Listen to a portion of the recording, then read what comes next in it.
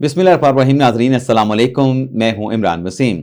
आज़ाद digital media की नई series आज़ाद सोच में आप तमाम देखने वालों को वेलकम करते हैं। खबर नाज़रीन ये है कि पाकिस्तान तहरीक इंसाफ के रहनुमाओं के सर पर खतरा मंडरा रहा है। अभी तो ये खतरा पाकिस्तान तहरीक इंसाफ के रहनुमाओं को दरपेश है, लेकिन आइंदा आने वाले दिनों में यह खतरा बानी तहरीक इंसाफ इमरान खान तक पहुंचेगा। ये मामला क्या है, पीटीआई को क्या खतरा है, क्या खदशा है, एक तो इस खबर की डिटेल आपके साथ हम शेयर करेंगे। दूसरी खबर में नाज़रीन हम बात करेंगे कि अली अमीन गंडापुर खैबर पख्तूनख्वा के वजीर आला, उन्हें मिर्चें क्यों लगी हैं, किस बात पे मिर्चें लगी हैं, मिर्ची लगी है, मामला क्या है, माजरा क्या है, इसकी डिटेल भी व्लॉग में आपके साथ हम शेयर करने जा रहे हैं। तहरीक इंसाफ ने तो अपने तहरीरी मुतालबात नहीं दिए, लेकिन हुकूमत ने कुछ शराइत रख दी हैं मुज़ाकराती अमल में तहरीक इंसाफ के सामने। इस पर भी हम बात करेंगे और आज के पॉडकास्ट में हमारे साथ मौजूद हैं सीनियर सहाफ़ी तैयब बलोच साहब। तैयब बलोच साहब को वेलकम करते हैं, लेकिन प्रोग्राम का आगाज करने से पहले एक जो क्रेडिट आप देखने वालों से लेना है। कल के पॉडकास्ट में आपके साथ हमने खबर शेयर की थी कि पीटीआई मुज़ाकराती अमल में, मुज़ाकराती बैठक में तहरीरी चार्टर ऑफ डिमांड, तहरीरी मुतालबात पेश नहीं करेगी। तो हमारी कल की खबर दुरुस्त साबित हुई। इजलास शुरू होने से कई घंटे पहले हमने वो पॉडकास्ट रिकॉर्ड किया था और आपको बताया था कि ये आज तहरीरी मुतालबात पेश नहीं किए जाएंगे। तो तैयब बलोच साहब, ये तो आज़ाद डिजिटल मीडिया का एजाज है कि हमने खबर बहुत पहले दे दी थी। वो अलग बात है कि हमारा पॉडकास्ट कुछ थोड़ा सा ताखीर से जो है वो पब्लिक हुआ। ये क्यों तहरीक इंसाफ की तरफ से तहरीरी मुतालबात नहीं दिए गए, जब हुकूमत की तरफ से शर्त रखी गई थी कि जो कुछ होगा आपके साथ रिटर्न एग्रीमेंट होना है, तो आप तहरीरी तौर पे मुतालबात दें। क्या तहरीक इंसाफ को रिजर्वेशन है या डर है, खौफ है कि वो तहरीरी मुतालबात नहीं लेके आए? देखिए, सबसे बड़ी बात यही है कि तहरीक इंसाफ, वो कहते हैं ना कि जो आप करते रहे हो या करते हो उसका वो भरते भी हो, ठीक है ना। तो तहरीक इंसाफ माजी में कुछ ऐसा ही करती रही, तो अब वो उस डर और उस खौफ में है। मैं अगर आपको याद दिलाऊं कि जब मियां नवाज शरीफ जो है वो वतन यानी कि बाहर थे, तो उस टाइम बानी पीटीआई जो है वो एक पर्ची लहराते थे, कागज़ का टुकड़ा लहराते थे और कहते थे देखिए जी, ये तो यहाँ से जो है मुआहदा करके बाहर गए बैठे हैं। ठीक है, याद होगा आपको 2007 में गालबन शायद जब वो खान मियाँ साहब वापस भी आए तो उनको डिपोर्ट कर दिया गया था। और उस टाइम के जो अटार्नी जनरल थे मलिक अब्दुल कयूम। अच्छा, वो भी तैयब बलोच साहब, आपकी बात काट रहा हूँ, आपने बड़ा अच्छा नुक्ता लिया है। बात यह है कि अगर वो मुआहदा करके गए थे, मुआहदा होगा, लेकिन एक उस शख्स के साथ मुआहदा करना जो जेल में कैद है, उसके भाई भी कैद हैं, फैमिली भी कैद है, उस मुआहदे की वक़्त क्या होगी? चले मुआहदा भी था, इसको मान लेते हैं, लेकिन जब वो बार बार अटेम्प्ट कर रहे थे, शहबाज शरीफ थे, नवाज शरीफ थे, पाकिस्तान आने की, और यहां से उनको डिपोर्ट कर दिया जाता था, तो फिर वो मुआहदा किस तरीके से हुआ? ब्लैकमेल करके किया गया, प्रेशर में लाके किया गया, तो फिर उस पर भी तो सवालात उठते हैं। वो तो बेसिकली मुआहदा एक आमिर का था ना, आमरीत का दौर था, ताकत के जोर पे किया गया, ताकत के जोर पे था, उसमें उनको मजबूर किया गया। आपको पता है मियाँ साहब जो कैदो सोबते उन्होंने बर्दाश्त की, अटक किले में रखा गया था। तो बहरहाल वो मैं जो पॉइंट ये है कि बानी चेयरमैन जो है वो चूंकि उस पर पॉलिटिकल स्कोरिंग करते रहे थे, ठीक है ना, तो अब वो इस चीज़ से भी खौफ ज़दा है कि अब अगर हमने चार्टर ऑफ डिमांड दिया, तो चार्टर ऑफ डिमांड तो एक मुहज़्ज़ब वर्ड है, लेकिन आप और मैं तो यही कहते हैं कि भाई ये एनआरओ मांग रहे हैं, ठीक है ना। तो भाई वो जब हमारा रिटर्न आएगा तो इनका मेन एजेंडा, मेन तो यही है कि बानी चेयरमैन को जो है मिलिट्री ट्रायल से बचाया जाए और उसको रिहाई दिलाई जाए। अच्छा, अब जब ये रिटर्न आ गया। अच्छा तैयब बलोच, यहाँ पे एक और चीज भी बताते जाना, फिर हम आगे निकल जाएंगे। ये जो तहरीरी एनआरओ है ना, वो उसमें जब कल बात हुई ना, कल के इजलास में पूछा गया जी आप कह रहे हैं कि इमरान खान को रिहा कर दें, पीटीआई के कारकुनान को रिहा कर दें, उसका तरीकाकार क्या होगा, मोडस ऑफ ऑपरेंडी क्या होगा? तो उस पर कहा गया कि आप सरकारी वकला को कहें कि इमरान खान की जमानत आई तो आप उसकी मुखालफत ना करें, आप उसकी सपोर्ट कर दें। अगर इस तरीके से भी ये चीज अगर तय हो जाती है तो ये भी तो एक एनआरओ होगा, टेक्निकल तरीके से रिलीफ हासिल करना ही होगा, और क्या होगा? मतलब तहरीक इंसाफ कहते हैं कि हम अदालतों से इमरान खान की रिहाई हासिल करेंगे, लेकिन उन अदालतों में ठहर के अगर सरकारी वकील इमरान खान की जमानत की हमायत करे, फर्ज करें हमायत करता है, मुखालफत नहीं करता, तो ये भी एक अंडरस्टैंडिंग के तहत एनआरओ ही होगा ना। اصل بات پتہ کیا ہے، یہ تحریری سی ریٹن چیزوں سے کیوں بھاگ رہے ہیں؟ وجہ یہ ہے کہ اس ٹائم بانی چیئرمین نے جو ایک پود تیار کی ہے، جو ایک نسل تیار کی ہے، خود ان سے خوف زدہ ہے. تو اسی سے ڈر کے تو نہیں دیا نا. ہاں، اسی ڈر کی وجہ سے کہ اب ہوتا کیا ہے، ادھر منتیں ترلے کرتے ہیں، لیکن جب جیل سے باہر آتے ہیں ان کے لیڈر اور جو ٹاک ہوتی ہے، نہیں خان صاحب تو ڈٹے ہوئے ہیں، وہ خان صاحب کہتے ہیں میرے کارکنوں کو رہا کرو، بے شک مجھے آپ جیل میں ہی رکھو. جبکہ جب ٹاک پہ آتے ہیں، ٹیبل ٹاک ہوتی ہے، ان کا مین مطالبہ ہوتا ہے کچھ بھی کرو ہمارے خان کو بچا لو. ٹھیک ہے نا. تو اب یہ ہے کہ پی ٹی آئی ویسے مشہور ہے کہ جو یہ جرم کر رہی ہوتی ہے نا، اس کا الزام کسی اور پہ دے رہی ہوتی ہے. ٹھیک ہے، جو بھی اب بھی یہ جو ہے مان نہیں رہے یا ہم نہیں مانیں گے، اسی وجہ سے یہ لے تو لال اور چارٹر آف ڈیمانڈ 2 جنوری کو دینا تھا، نہیں دیا.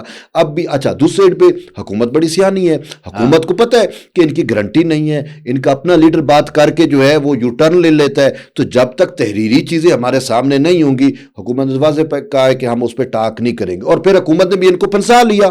اب حکومت نے تو دائرہ جو اس کا ہے مذاکرات کا وسیع کر دیا. دیکھیں حکومت کو بہت سارے مسائل درپیش ہوتے ہیں، اور حکومت کے پاس اس ٹائم اس ریاست کو سب سے بڑا مسئلہ ہے دہشت گردی کا، اور وہ سب سے زیادہ دہشت گردی ہو رہی ہے کے پی کے میں، خیبر پختونخوا جو پروونس ہے، اور اس میں ان کی گورننس نہ ہونے کے برابر ہے نا.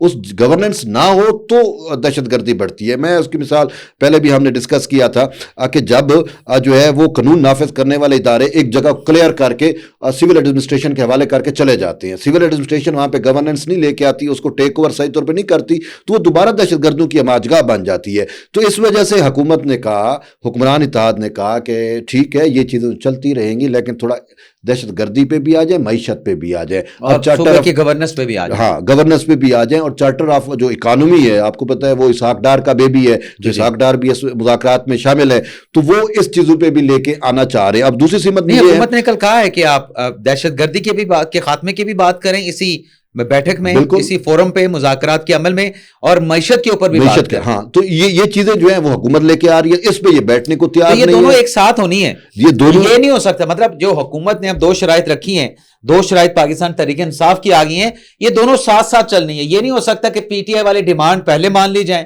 یا اس پہ بات چیت پہلے مکمل کر لی جائے، اس میں بعد میں بات ہو. دونوں یہ چیزیں حکومت کیا چاہتی ہے، تحریک انصاف کیا چاہتی ہے، دونوں ساتھ ساتھ چلیں گے. لیکن جو مطلب پریشانی پاکستان تحریک انصاف کی ہے وہ عمران خان صاحب کی رہائی ہے. بالکل. لیکن ایک اور خطرہ بھی ہے. بالکل.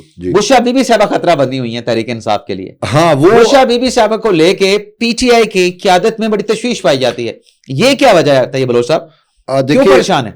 اس میں تو آپ زیادہ بہتر بتا سکتے ہیں، لیکن میں جو مجھے آئیڈیا ہے وہ یہ ہے کہ جو بشرا بی بی تھی، ان کے حوالے سے جو اسٹیٹمنٹ بھی آئی تھی کہ وہ ایک گھریلو خاتون ہے، اس کا سیاست سے کوئی دور پار کا تعلق نہیں ہے، اور نہ ہی وہ سیاست کریں گی.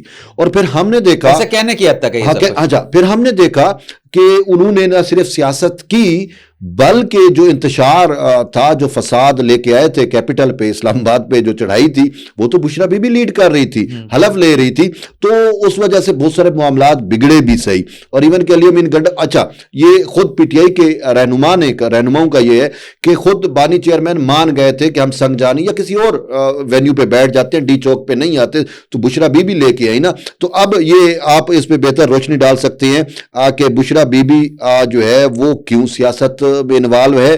لیکن یہاں پہ یہ میں نے ضرور سنا ہے کہ اصل مذاکرات اور اصل چیز تو وہی ہے جو بشرا بی بی ہی کر رہی ہے. لیکن بانی چیئرمین کو جو ہے پارٹی رہنما اس سوال سے کیا بریف کر رہے ہیں وہ تھوڑا آپ اگر بتا دیں تو بہتر ہے. دیکھیں طیب بلوچ صاحب، بات یہ ہے کہ جو بشرا بی بی صاحبہ ہے نا، جیسے آپ نے کہا کہ وہ سیاسی معاملات میں مداخلت کر رہے ہیں، بالکل. اور عمران خان صاحب نے بارہا ان کو کہا ہے کہ آپ سیاست میں اپنے آپ کو انڈلج نہ کریں، انوالو نہ کریں. اور پی ٹی آئی کے جو لوگ ہیں وہ اس بات پہ تشویش کا شکار ہیں، اس بات پہ پریشان ہے کہ بشرا بی بی صاحبہ کو جب عمران خان ڈائریکشن بھی دے رہے ہیں، بار بار کے احکامات کے باوجود یہ سیاسی مشاورت میں، سیاسی ملاقاتوں میں، سیاسی ایکٹیویٹیز میں خود کو انوالو کرتی ہیں، یہ عمران خان کے کہنے پہ کیوں نہیں رک رہی؟ ایک مرتبہ شکایت لگائی گئی، دوسری مرتبہ لگائی گئی، اب کہا جا رہا ہے کہ بشرا بی بی صاحبہ جو کر رہی ہیں سیاسی معاملات کے حوالے سے، جو ادھر ادھر ملاقاتیں، مشاورت، اب ایک بار پھر ان کی شکایت جو ہے وہ بانی پی ٹی آئی کو لگائی جائے گی. جہاں تک بات ہے نا کہ وہ مشاورت کے عمل میں شامل ہیں، اگر بشرا بی بی صاحبہ عمران خان نے کہہ دیا تھا کہ سنجانی پہ آپ نے رکنا ہے، بشرا بی بی سے ہم نے بات نہیں مانی، تو اس کا مطلب کیا ہے؟ میں تو اس کا مطلب یہ لیتا ہوں کہ بشرا بی بی عمران خان سے بھی زیادہ ناقابل اعتبار ہیں، بالکل عمران خان سے بھی زیادہ ناقابل اعتبار ہیں، جو پشاور سے چلی اور اس نے علی امین گنڈا پور کو پیچھے دھکیل دیا، خود آگے آ گئیں اور اس قافلے کو، پروٹیسٹ کے اس قافلے کو خود جو ہے وہ لیڈ کرنا شروع کر دیا۔ یہ تحریک انصاف کے لیے شاکنگ تھا، یہ تحریک انصاف کے لیے بھی شاکنگ تھا، جو دیکھنے والے ہیں ان کے لیے بھی شاکنگ تھا۔ تو وہ کیسے ان کے ساتھ مذاکرات کر سکتے ہیں؟ مذاکرات اب دیکھیں نا، باتیں ہو رہی ہیں کہ خان صاحب کو ہاؤس ریسٹ کر دیا جائے گا۔ 3 منسٹر تردید کر چکے ہیں، 3 منسٹر بھی تردید کر چکے ہیں، اور جنہوں نے تردید کرنی ہوتی ہے وہ بھی تردید کر چکے ہیں۔ صحیح ہے، وہ بھی کہہ چکے ہیں کہ ہمارا کوئی تعلق نہیں، یہ جانے اور حکومت کے مذاکرات جانے، ہم اس کا خیر مقدم کرتے ہیں۔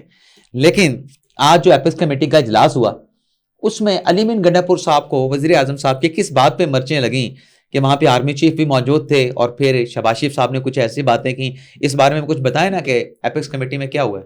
اپیکس کمیٹی میں آج جو ہے وہ تو صاف ظاہر ہے کہ شہباز شریف جو ہے وہ تو لگی لپٹی کرنے والے نہیں ہیں، اور جو منہ پہ آتا ہے وہ کہہ دیتے ہیں، ان کی عادت بھی ہے۔ تو صاف ظاہر ان کو میں یہاں پہ ایڈ کروں، شہباز شریف صاحب کو پتا ہے کہ کس موقع پہ کیا بات کرنی ہے نا۔ جب آرمی چیف ساتھ بیٹھے ہیں اور ادھر باقی وزراء اعلیٰ صوبوں کے بیٹھے ہیں اور گنڈا پور صاحب بھی بیٹھے ہیں، ان کی موجودگی کا میں یہ سمجھتا ہوں کہ شہباز شریف صاحب نے فائدہ اٹھایا۔ تو اٹھانا بھی چاہیے تھا نا، دیکھیں اٹھانا بھی چاہیے تھا، اور انہوں نے بھرپور فائدہ اٹھایا۔ ایسا موقع بار بار لیکن بات ایکچولی کی انہوں نے، ہاں جو انہوں نے کہا تھا کہ وہ تو حقائق پہ مبنی بات ہے نا، کیا بات کہ بیسیکلی یہ ہے کہ دیکھیں یلغار کی بات کی اسلام آباد میں، کہ بھئی ان کے جو دل دادا ہیں، ان کے چاہنے والے ہیں، بلکہ باہر انہوں نے ایجنٹ کا لفظ استعمال کیا سوشل میڈیا پہ، کہ باہر بیٹھے ایجنٹ جو ہے وہ مسلسل جو ہے پاکستان اور ریاست کے خلاف جو ہے وہ پراپیگنڈا کر رہے ہیں۔ ٹھیک ہے، اب اگر شہباز شریف کی اس بات کو دیکھیں تو آپ دیکھیں کہ خاص کر امریکہ کے اندر ان کی جو لابنگ فرموں کے ساتھ ساتھ جو اوورسیز تحریک انصاف سے جو رہنما تعلق رکھتے ہیں، وہ رچرڈ گنیل ہو گئے، اس ٹائپ کے لوگوں کو کتنا وہ انفلوئنس کر رہے ہیں، اور اس کے نتیجے میں پاکستان پہ کتنا دباؤ آ رہا ہے۔ اچھا، پھر یہاں پہ جو یہ بیٹھ کے اور یورپی یونین کو اور یہ سارا کچھ آپ دیکھیں کہ کون سے ملک میں کو انہوں نے نہیں وہ کیا، ہر ملک کی پارلیمان تک یہ چلے گئے، ان کے لوگوں کو انفلوئنس کیا پاکستان کے خلاف، پاکستان کی جو ریاست ہے اور خاص کر ہماری فوجی عدالتوں کے خلاف جو انہوں نے پریشر ڈلوا سکتے ہیں، یہ سب کچھ یہی کر رہے ہیں، انہی کو اس نے ایجنٹ کہا۔ یہ تو سوشل میڈیا کے حوالے سے بات کی، یہ سوشل میڈیا سے باہر بیٹھے جو سوشل میڈیا کے ایجنٹ ہیں وہ پاکستان کے خلاف جھوٹا پراپوگنڈا پھیلا رہے ہیں، انہوں نے جو ہے وہ حقائق کو مسخ کر کے جو ہے وہ پیش کیا، اور خاص طور پہ 26 نومبر والے معاملے کی وزیر اعظم نے بات کی کہ یہاں پہ یلغار کی گئی، اور یلغار کرنے کے بعد سوشل میڈیا پہ حقائق کو جو ہے مسخ کر کے پیش کیا گیا۔ یعنی وزیر اعظم نے کہا کہ گولی شولی کوئی نہیں چلی۔ اسی بات پہ گنڈا پور صاحب کو مرچیں لگیں کہ وزیر اعظم کا یہ کہنا کہ گولی نہیں چلی یہ نامناسب بات ہے۔ نامناسب بات تھی ویسے؟ نہیں، بات تو نامناسب تھی۔ اب وہ کیوں؟ وزیر اعظم ڈائریکٹ کہتے نا کہ گولی تو انہوں نے چلائی۔ اچھا، ہاں دیکھیں، آپ کو نہیں پتا کہ علی امین گنڈا پور کے گارڈز نے گولی چلائی ہے پی ٹی آئی کے ورکرز کے اوپر؟ بشرا بی بی کو جب انہوں نے گھیر لیا تو ان کی گاڑی کے آگے لیٹ گئے تھے، تو ان کا گارڈ ہے اشفاق، شاید غالباً ان کا نام ہے، کہیں تو میں جو ہے اس کے آپ کو وہ گن نمبر جو ویپنز نمبر ہے وہ بھی ہم دے سکتے ہیں آپ کو، انہوں نے گولیاں چلائی ہیں۔ تو شہباز شریف پوری بات کرتے کہ گولیوں کا الزام ہم پہ ڈالتے ہیں، جبکہ اس کے اپنے گارڈز نے پوری بات تو یہ بھی نہیں کرتے نا، یہ گولیاں چلانے کی بات کرتے ہیں، پھر ربڑ بلٹ کی بات نہیں کرتے نا۔ تو صاف ظاہر ربڑ بلٹس بھی تو گولی میں آتی ہے، لیکن مین چیز یہ ہے، دیکھیں انہوں نے پراپیگنڈے کیے، 150 200 لاشیں، پتہ نہیں کیا کچھ، یا اتنا پراپیگنڈا کیا گیا کہ دیکھیں جو اسلام آباد کا موسم تو بہت کم لوگ جانتے ہیں، سردیوں میں وہ جو ڈی چوک پہ جو کوے چیلے اڑ رہے تھے، دیکھیں جی یہ اس وجہ سے اڑ رہی ہیں جی، پرانے زمانے جہاں پہ لاشیں ہوتی ہیں تو یہ اڑتے تھے، یعنی کہ یہاں تک جو بات سمجھ سے بالاتر ہے، کہاں سے زمین آسمان کے کلابے ملا لیتے ہیں۔ گولیاں چلی ہیں، اور گولیاں جو ہے نا وہ زیادہ جو پی ٹی آئی کے ڈیتھس ہوئی ہیں نا، یہ 12 کو تو مان رہے ہیں، ان میں سے میرا رائے یہ ہے کہ 12 میں بھی وہ سیکیورٹی جو پرسنلز ہیں ہاں وہ بھی شامل ہیں۔ اچھا، تو یہ جو مان رہے ہیں ان میں سے زیادہ تر تو خود ان کے اپنے لوگوں نے گولیاں چلائی ہیں۔ ایون کہ ایک جو ہے 26 نمبر والی سائڈ پہ ایک تندورچی وہ مرا اور اس کو گولی موب سے آ کے لگی تھی، ٹھیک ہے نا۔ اس طرح کے کئی ایسے واقعات ہیں۔ آج یہاں پہ جب رات کو یہ نکل رہے تھے تو جو ورکرز تھے وہ تو جانے نہیں دے رہے تھے، गाड़ियों के आगे लेट गए। तो अली अमीन गंडापुर ने खुद अपने गार्ड्स को इशारा किया और उन्होंने टांगों पे गोलियां मारी। अब टांगों पे जब लोग लोटे हुए हैं, कहीं पे टांग पे लग गए, कहीं पे लग गई, खून ज़ाया हो गया, तो डेथ्स हो जाती हैं। तो इसी वजह से वज़ीर आज़म पूरी बात करते कि ये हम पे तो लगा रहे हैं, तो थोड़ा ये भी देख ले कि इन्होंने अपने बंदों को कितना मारा है। चलिए, वज़ीर आज़म ने बात नहीं की तो ख्वाजा आसिफ साहब ने किसी फोरम के ऊपर ये बात की हुई है। हाँ, तो नाज़रीन, हमारे पॉडकास्ट का वक्त जो है वो ख़त्म होता है। आपसे भी इजाज़त चाहते हैं और तैयब बलोच से भी इजाज़त चाहते हैं। अगले हफ्ते दोबारा आपसे मुलाकात होगी। जाने से पहले आपसे दरख्वास्त होगी, चैनल को सब्सक्राइब करें, बेल आइकॉन का बटन प्रेस करें, वीडियो पसंद आए तो लाइक भी करें, शेयर आपने ज़रूर करनी है। इजाज़त चाहते हैं, अल्लाह हाफिज़।